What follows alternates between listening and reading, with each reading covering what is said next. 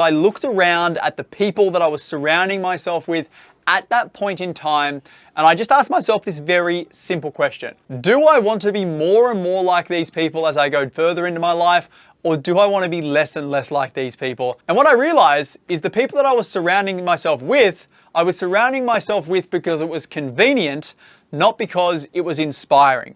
So what I focused on then was I focused on how do I then start to hang around better people who are not necessarily further along the journey than me, but are more aligned to the journey that I want to have on my life. So I started to upgrade my circle, and this is not an easy thing to do. I obviously had to start to cut relationships. I had to start hanging out with people less and less that I had been hanging out for, 5, 10, 15 years of my life. But it was a necessary thing because there is that saying that I'm sure most people have heard, which is you become the average of the 5 closest friends that you hang around, and I did not want to be the average of those people.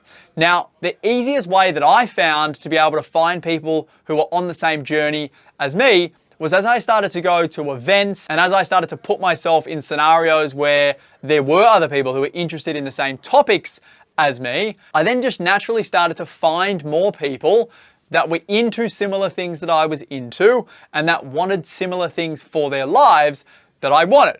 Now, this was deliberate. I didn't just happen to fall into these friendships. I put myself in environments where these people were likely to be hanging.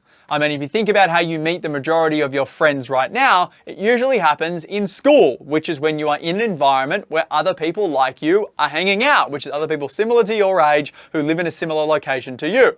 So if you use that same concept and go, well, how do I meet other people who are into the same things I am and want similar things right now?